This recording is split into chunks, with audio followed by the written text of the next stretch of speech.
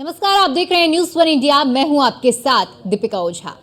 UP के मुख्यमंत्री योगी आदित्यनाथ लगातार तीसरी बार देश के सबसे लोकप्रिय मुख्यमंत्री के रूप में उभरकर सामने आए हैं। एक प्रतिष्ठित एजेंसी के सर्वे में सीएम योगी को देश का सर्वाधिक लोकप्रिय मुख्यमंत्री बताया गया।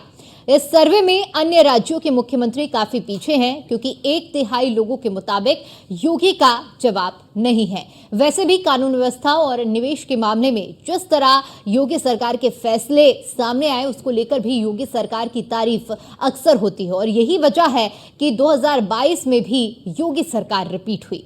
सवाल उठता है कि क्या योगी आदित्यनाथ का बढ़ता कद 2027 में विपक्ष के लिए बड़ी चुनौती साबित होने वाला है। इस मुद्दे पर बात करेंगे, लेकिन इससे पहले इस रिपोर्ट को देखिए।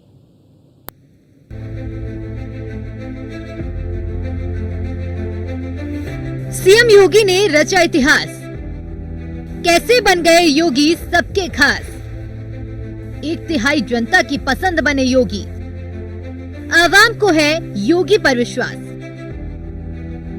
उत्तर प्रदेश का मुख्यमंत्री बनने के बाद योगी आदित्यनाथ की लोकप्रियता लगातार बढ़ रही है। ये हम नहीं बल्कि देश भर में हो रहे तमाम सर्वे कह रहे हैं, जिसके मुताबिक सीएम योगी लगातार तीसरी बार सबसे बेस्ट मुख्यमंत्री बताए जा रहे हैं। जाहिर है कि ये सर्वे विपक्ष के लिए चिंता का विषय बन सकते हैं, क्योंकि लोकसभा चुनाव के बाद विपक्ष 2027 में चमत्कार की उम्मीद पाले बैठा है। लेकिन सीएम योगी की लोकप्रियता विपक्ष के तमाम मंसूबों पर पानी फेरने के लिए काफी है। सर्वे एजेंसियों ने देश भर में 1,36,000 जनता के बीच सर्वे किया। इसमें 33% से ज्यादा लोगों ने योगी को सर्वश्रेष्ठ करार दिया। ये सर्वे लगातार तीसरी बार हुआ, जिसमें योगी शीर्ष पर बने हुए हैं। अरविंद केजरीवाल, ममता बनर्जी, चंद्रबाबू नायडू सर्वे में योगी से कोसों पीछे हैं।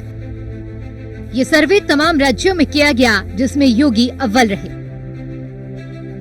सर्वे में योगी के बाद दूसरे नंबर पर अरविंद केजरीवाल रहे, जिन्हें 14% समर्थन मिला। वहीं तीसरे नंबर पर ममता बनर्जी रही, जिन्हें 9% लोगों का समर्थन मिला। यानी साफ है कि सीएम योगी की कार्यशैली को लेकर उत्तर प्रदेश ही नहीं बल्कि पूरे देश में माहौल सकारात्मक है। बीते 7.5 साल में सीएम योगी की सबसे बड़ी यूएसपी कानून व्यवस्था रही है। माफिया राज और संगठित अपराध पर योगी का एक्शन मिसाल है। रोड कनेक्टिविटी, बिजली, स्वास्थ्य के क्षेत्र में बड़े स्तर पर काम हुआ। 40 लाख करोड़ के निवेश के जरिए योगी सरकार ने कीर्तिमान स्थापित किया। रोजगार के मोर्चे पर भी योगी सरकार ने रिकॉर्ड बनाया। विपक्ष के तीखे हमलों के बीच में भी काम के मामले में सीएम योगी ने जो रिकॉर्ड बनाए वो जमीन पर दिख भी रहे हैं। हर जिले में मेडिकल कॉलेज, सड़कों का जाल, कानून व्यवस्था के मामले में सख्त रवैया, ये वो तमाम चीजें हैं जो सीएम योगी की कार्यशैली को बताने के लिए काफी है। ऐसे में विपक्ष चाहे योगी को मठ चलाने वाला बताकर जितने भी हमले कर ले, लेकिन योगी ने 7.5 साल में प्रदेश चलाकर नया मॉडल सेट किया है और यही वजह है कि योगी अभी भी नंबर 1 है। Bureau report, news one India.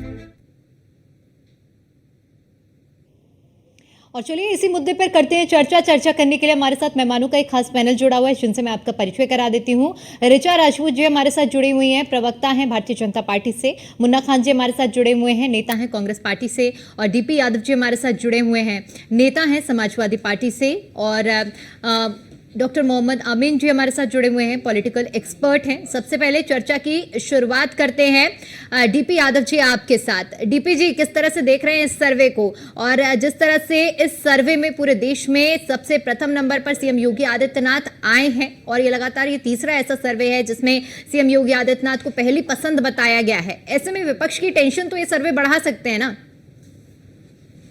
जी नमस्कार, लोकतंत्र जय संविधान। देखिए, जब से भारतीय जनता पार्टी की 2024 के लोकसभा चुनाव में हार हुई है, विशेष करके उत्तर प्रदेश में, तो ये मान करके चलिए ऐसे सर्वे लगातार आते रहेंगे, क्योंकि उत्तर प्रदेश के जो लोकसभा चुनाव हुए थे वो निश्चित रूप से मुख्यमंत्री योगी आदित्यनाथ जी की कहीं न कहीं प्रतिष्ठा और साख दांव पर लगी हुई थी। तो जिस प्रकार से उत्तर प्रदेश में लोगों ने मुख्यमंत्री योगी आदित्यनाथ और भारतीय जनता पार्टी की सरकार की नीतियों को कहीं न कहीं उनके क्रियाकलाप कर दिया है, निश्चित रूप से मुख्यमंत्री जी को एक धक्का लगा है, एक झटका लगा है। लोगों ने ये बता दिया है कि वो भारतीय जनता पार्टी की नीतियों से, भारतीय जनता पार्टी के कार्यक्रमों से, भारतीय जनता पार्टी के जो व्यवहार है उससे कहीं ना कहीं खुश नहीं है। तो अब भारतीय जनता पार्टी की सरकार लगातार सर्वे कराएगी, लगातार इस प्रकार के सर्वे आते रहेंगे, हमें इसमें कोई आश्चर्य नहीं होगा। लेकिन जमीनी हकीकत जिसका जी हमको धरातल की सच्चाई क्या है वो हमको जानना होगा। आज उत्तर प्रदेश में चिकित्सा व्यवस्था किस प्रकार के है, आज ये लोगों को अस्पतालों में दवाइयां नहीं मिल रही है, लोगों की जांच रोक रही है। और तो और अभी आप देखिए बरेली की घटना, किस प्रकार से एक जो है नशे का तस्कर दरोगा को रुपए दे देता है और एसपी साहब जब छापा मारने जाते हैं तो दरोगा वहां से फरार हो जाता है। तो उत्तर प्रदेश की कानून व्यवस्था, चिकित्सा व्यवस्था, शिक्षा व्यवस्था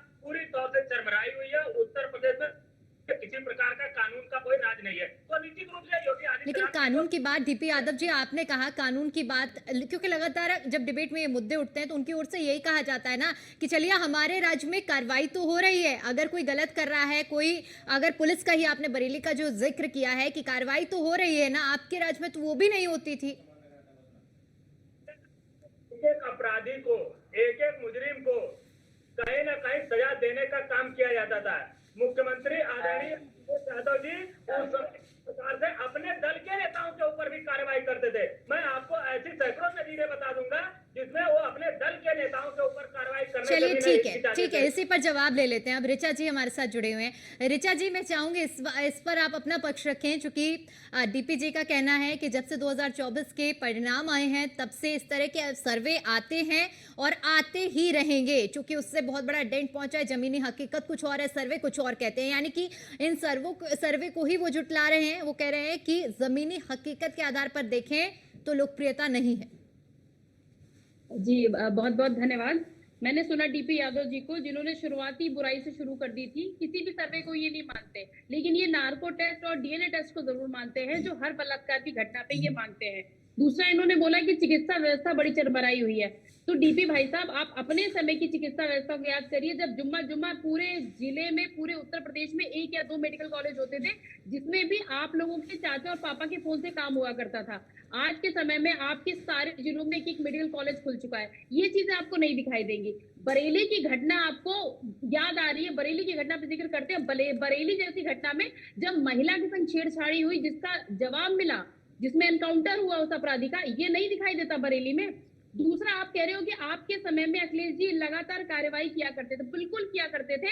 एक घटना का संज्ञान देना चाहती हूँ। 2006 में एक बनारस में बम ब्लास्ट की घटना हुई थी, जिसमें नाम था बलीउल्लाह नाम का एक आतंकवादी था, जिसमें 18 लोग मारे गए थे और 100 लोग से ऊपर घायल हुए थे।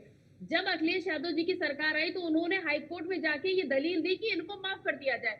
तो सुप्रीम कोर्ट और हाई कोर्ट से इन्हें लताड़ा गया था कि आपको ये नहीं समझ में आता कि आप आतंकवादी का मुकदमा वापस लेने की बात कर रहे हैं। तो ये तो आपका इतिहास रहा है। आपके यहाँ बलात्कार जैसी घटनाओं पे कहते थे लड़के हैं, गलती हो जाती है तो क्या फांसी दे देंगे, और अभी भी आप लोग भी उन्हीं के पद चिन्हों पे चल रहे हो। ऐसी ऐसी घटनाएं होती आई हैं।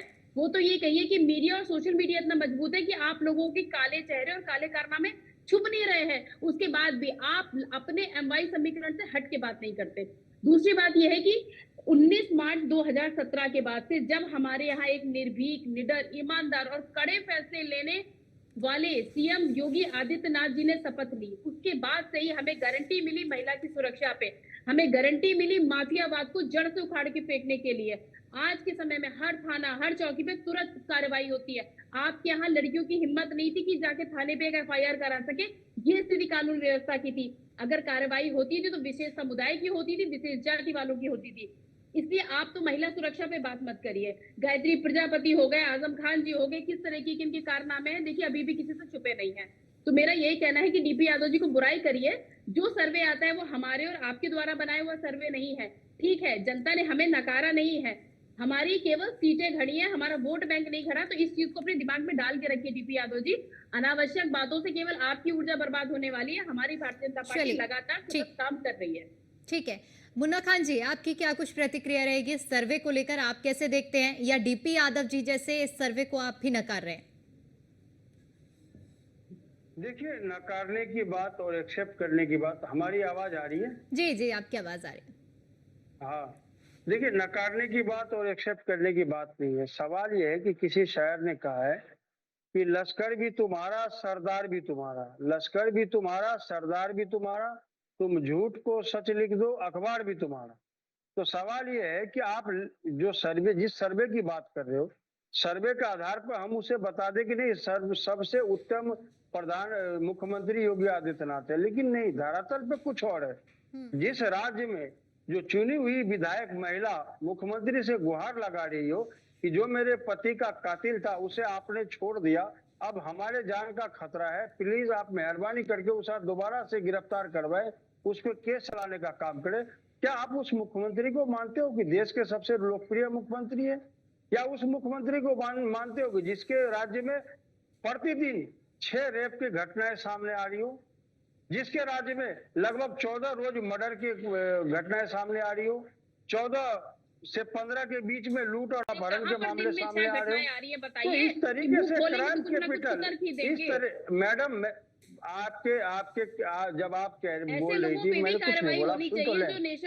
ऐसे इस राज्य में, इस राज्य में ऐसे राज्य के मुख्यमंत्री को सर्वोच्च बता रहे हैं, तो मैं समझता हूँ बहुत ही हास्यास्पद है, क्योंकि धरातल पे कुछ और है। अगर धरातल पे इतना ही बेहतरीन होता तो इस तरीके से भारतीय जनता पार्टी को योगी आदित्यनाथ के नेतृत्व अच्छा में ठीक है, मुंह चलिए दिखानी पहले नहीं पायदान के लिए आप पड़ती। ऐसा कह रहे हैं मुन्ना जी, चुनाव हुए। पहले पायदान में जो मुख्यमंत्री योगी आदित्यनाथ की जगह इस सर्वे में दी गई है, दूसरे पायदान के लिए क्या कहेंगे आप, दूसरे और तीसरे के लिए? नहीं, सवाल डिबेट अभी मुख्यमंत्री योगी आदित्यनाथ आप इस सर्वे पर सवाल उठा रहे हैं ना, आप इस सर्वे पर सवाल उठा रहे हैं, तो आज चर्चा तो सर्वे पर हो रही है ना। दूसरे नंबर पर अरविंद केजरीवाल हैं, तीसरे नंबर पर ममता बनर्जी हैं, तो ऐसे में आप सवाल उस पर भी उठा रहे हैं ना, तो उन पर भी प्रतिक्रिया चाहूंगी मैं। बिल्कुल अरविंद केजरीवाल जिस राज्य से मुख्यमंत्री है, उस राज्य में मैं खुद रहता हूं। मैं तिमारपुर विधानसभा में रहता हूं और यहाँ की यथास्थिति बयान करने के लायक नहीं है। इस यथास्थिति में जिस तरीके से भारतीय जनता पार्टी और अरविंद केजरीवाल में कोई फर्क नहीं है, ये भी भारतीय जनता पार्टी की बी टीम है और उसी के नक्शे कदम पे चलती है। लेकिन जिस तरीके से 2013 में लच्छेदार भाषणों तो आप ही के सहयोगी, बात पूरी हो जाए, जिस तरीके से लच्छेदार भाषणों में देश की जनता को भारतीय जनता पार्टी ने गुमराह करने किया, उसी 2013 में दिल्ली राज्य की जनता को गुमराह करने का काम हमारे श्री अरविंद केजरीवाल जी ने करने का काम किया। और आज दिल्ली की जनता त्राहिमाम कर रही है, चाहे गंदा पानी हो, भरे हुए सीवर हो, नाले हो, गटर हो, किसी भी समस्या से आप इतनी प्रमुखता से अगर इस मुखर होकर इस सच्चाई को रख रहे हैं, तो आपके सहयोगी ही हैं वो, इंडिया गठबंधन में आपका अलायंस है। खैर चलिए, इस मुद्दे पर बाद में चर्चा करेंगे। आमीन जी, आपने सभी पैनलिस्ट की बात सुनी होगी, अब आखिर में आपकी प्रतिक्रिया चाहूंगी कि आप कैसे देख रहे हैं इस सर्वे को। दूसरा, इस सर्वे पर सवाल उठा रहे हैं पैनलिस्ट विपक्षी दल, उस पर क्या कहेंगे? देखिए, विपक्षी दलों का काम है सरकार के कामों को नकारना और हमेशा ना कहना और उसकी निंदा करना। ये उनका एक जन्मसिद्ध अधिकार है अपोजिशन का कि सरकार जो चल रही है अच्छी, उस सरकार को बुरा कहना, उसमें तभी तो जनता को बहका पाएंगे और उसके बीच वो अपना वर्चस्व बना पाएंगे। देखिए, आज मैं उनके एक फंक्शन में भी गया था, टीवी लॉन्च था, उसमें मैं वहाँ गया हुआ था, तो वहाँ पर उनसे कई पत्रकारों ने, सम्मानित पत्रकारों ने उनसे क्वेश्चन किए, तो उसका जो जवाब दिया, उस जवाब का ये सर्वे का जवाब है। जो सर्वे आपके पास आया है, इस सर्वे बहुत ही अच्छा सर्वे है। और जो असलियत होती है, अब देखिए, जनता जो है जान चुकी है, समझ चुकी है कि किसका शासन, किसका प्रशासन और किस तरह से हमको जवाब देना है।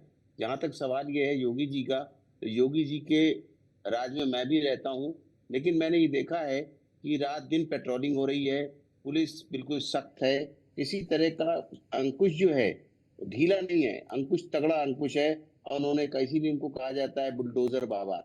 तो बुलडोजर बाबा के उन्होंने कहा, यही उसका भी उन्होंने जवाब दिया कि क्यों हमने बुलडोजर का यूज किया और क्या कारण था। लेकिन आप देखिए, जो सच्चाई है उसको कोई छिपा नहीं सकता। जब इससे पहले भी शासन हुए हैं, देखिए जनता ने देखा है पहले भी, अब भी और आगे भी देख रही है। तो अगर ये कहना कि दवाइयां नहीं मिल रही, हो सकता है किसी अस्पताल में दवा प्रॉपर ना हो, ना पहुंची हो, सप्लाई डिले हो, कुछ हो, उसको एक इशू बनाना अच्छा नहीं होता। लेकिन जहां तक इन एवरेज दिया जाता है, जो भी आपका सर्वे है या जो भी शासन है, प्रशासन है, तो जो भी चीजें एवरेज दी जाती है अनुमानित तौर पर, तो अनुमानित तौर पे जो चीजें ली जा रही हैं, देखी जा रही हैं, जनता देख रही है, समझ रही है, उसी का जवाब इस सर्वे में है। बिला वजह की बातें करना ठीक नहीं है। ये तो इलेक्शन जब होगा तब जनता जवाब देगी कि कौन कितना पॉपुलर है, कौन कितना नहीं है, और या क्या किसका प्रशासन अक्षम है। यही वजह है कि सरकारें पहले भी थी, इलेक्शन होने के बाद चली गई। तो क्या कारण है कि ये योगी जी दोबारा रिपीट हो गए? अब ऐसा नहीं है, कोई तो कारण रहा होगा योगी जी के रिपीट होने का। और जब मैं तो खैर इलेक्शन कमीशन से हूँ, तो रिटायर्ड ऑफिसर, तो इसलिए मुझे मालूम है, इस बात को मैं जानता हूँ। लोग हमेशा ईवीएम को दोष देते थे, अब तो सुप्रीम कोर्ट ने भी एक स्टंप लगा दी, सुप्रीम कोर्ट ने, कि नहीं ये ईवीएम ठीक मशीन है, दुनिया में भेजते हैं हम लोग, इलेक्शन कराते हैं, देश में भी होता है, कभी कोई ऐसी बात नहीं है। बिल्कुल। लेकिन हमेशा नकारना, इल्जाम लगाना एजेंसियों पे, सब पे। अब ये पत्रकार ने जिन्होंने या एजेंसी ने किया, उन पे भी एक इल्जाम लगा दीजिए कि योगी जी ने अपना तरफ से उनको किया होगा। ऐसा नहीं है, ये जनता देख रही है, समझ रही है, और उसका जवाब आने वाले इलेक्शंस में जनता देगी, मुंह तोड़ जवाब देगी। किसको देगी? सीधे इन नेताओं को देगी जो उनके लिए हित के हैं या नहीं है। ठीक जी है, ठीक। मुन्ना जी, आप अपनी प्रतिक्रिया पूरी कीजिए, उसके बाद फिर अन्य मेहमानों के पास जाएंगे। देखिए, आप एंकर हैं, सारी न्यूज़ें आपके पास आती है। किस तरीके से अभी एक हरदोई की घटना, जिसके पिता लगभग अस्वस्थ थे, बहुत ही ज्यादा अस्वस्थ थे, उसे कोई सुविधा नहीं मिली, और 4 भाई थे, वो चारों ने एक चारपाई पे कंधे पे उठा करके हरदोई लाने का काम किया। तो जिस राज्य में इस तरीके की घटनाएं, बार बार वीडियो आ रही है, जिस तरीके से यथास्थिति हॉस्पिटल की, आप कभी आप जाइए हॉस्पिटल, किसी ये पत्रकार को भेजिए, आपको यथास्थिति पता लग जाएगी। मेडिसिन नहीं, डॉक्टर नहीं, इस तरीके से उधरापन चल रहा है वहां पे उस राज्य में, जिस राज्य का से मैं समझता हूँ देश के अंदर सबसे बड़ा राज्य है, उस राज्य में इस तरीके की यथास्थिति, वो भी जब ये बार बार चुनाव के दौरान कहते थे डबल इंजन की सरकार होगी, युवाओं के विकास होंगे। मैं कहता हूँ आज भी पलायन नहीं रुके, आज भी उत्तर प्रदेश के युवा मुंबई गुजरात जा रहे हैं। क्यों जा रहे हैं? वहां नौकरियां नहीं है। जहां 6.5 करोड़ युवा बेरोजगार हो जिस राज्य में, उस राज्य के मुख्यमंत्री को यह कहा जाए कि नहीं सर्वोपरि मुख्यमंत्री है, सबसे नंबर 1 पे सर्वे में आ रहा है, तो मैं सर्वे को नहीं मानता। क्योंकि इसलिए नहीं मानता क्योंकि धरातल पे जो दिख रहा है वो सर्वे में नहीं दिख रहा। सर्वे में अगर दिखता तो धरातल पे भी दिखनी चाहिए। महिलाओं पे परेशानियां, महिलाओं पे अत्याचार, युवा बेरोजगार, किसान बदहाल, व्यापारियों को नुकसान। तो इस तरीके से आप ये नहीं कह सकते कि उस राज्य के मुख्यमंत्री नंबर 1 पे। हाँ, एक बात तो है, इसमें कहीं ना कहीं आरएसएस का इंटरेस्ट जरूर दिख रहा है। आप याद कीजिए, जब अटल बिहारी वाजपेयी पे आरएसएस का इंटरेस्ट था, फिर अटल बिहारी वाजपेयी को यूज किया गया, उसके बाद उन्हें आडवाणी में इंटरेस्ट दिखा, आडवाणी को यूज किया गया। अब देश ने नरेंद्र मोदी के चेहरे को नकारा है, तो आरएसएस कहीं ना कहीं एक मुख्यमंत्री को प्रधानमंत्री के तौर पे लॉन्च करने की कोशिश, ठीक है, ये कह सकते हैं आप कि कहीं ना कहीं एक प्रधानमंत्री को लॉन्च करने की कोशिश आरएसएस की दिख रही है। चलिए ठीक है।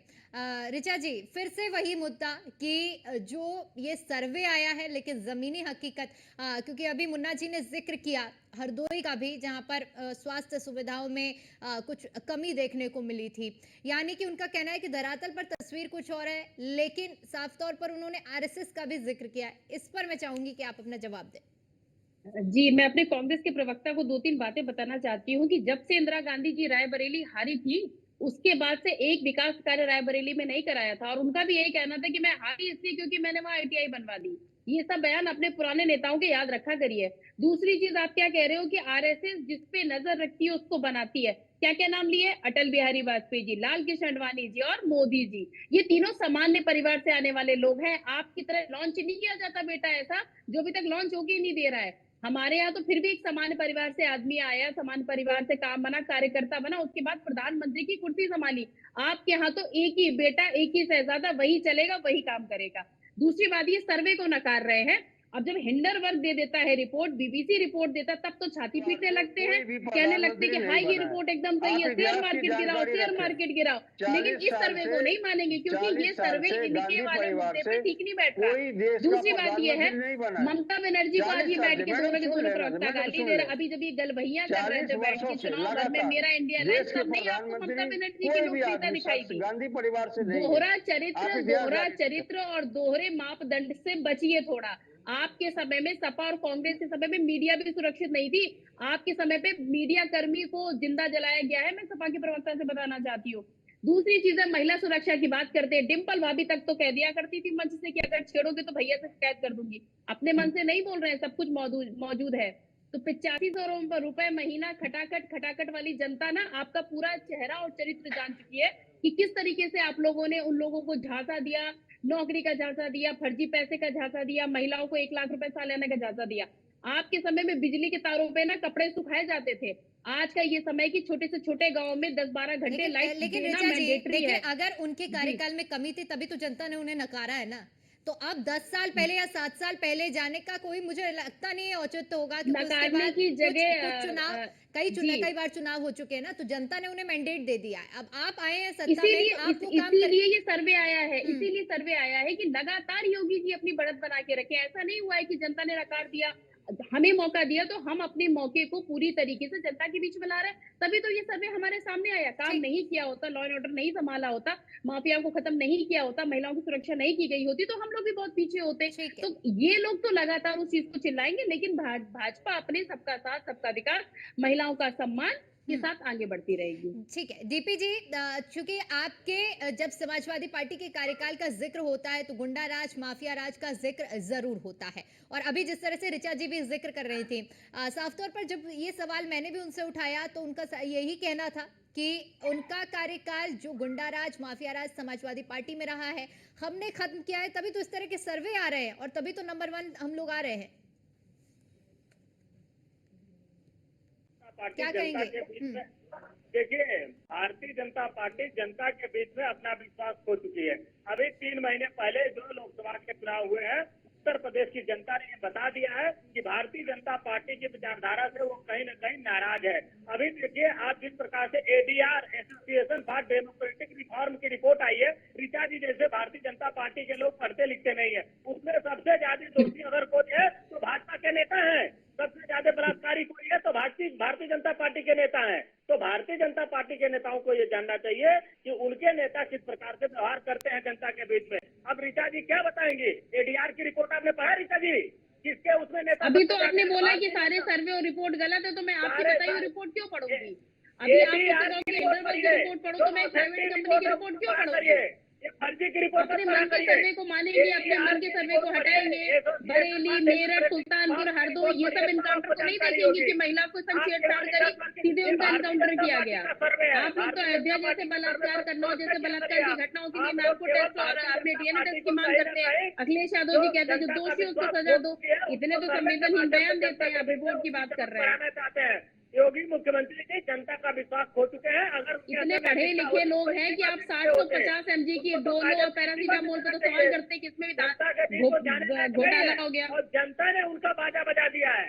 बाबा के बुलडोजर का बाजा तो जनता ने बजा दिया, उनका डब्बा तो जनता ने गुल कर दिया। जनता ने बता दिया 2024 के लोकसभा चुनाव में कि वो भारतीय जनता पार्टी से नाराज है। भारतीय जनता पार्टी बेरोजगारी नहीं दूर कर रही है, महंगाई नहीं दूर कर रही है, क्राइम नहीं दूर कर रही है। भारतीय जनता पार्टी शिक्षा व्यवस्था ठीक नहीं है, चिकित्सा व्यवस्था ठीक नहीं है। अब बताइए 69,000 भर्ती में किस प्रकार से। ठीक है, नाफी के साथ रोकना चाहूंगी आप सभी को। बहुत बहुत शुक्रिया हमारे साथ जुड़ने के लिए और अपना कीमती समय चर्चा में देने के लिए। और चलिए इसी के साथ फिलहाल के लिए इतना ही। बाकी तमाम बड़ी खबरों के लिए देखते रहिए न्यूज़ 1 इंडिया। नमस्कार।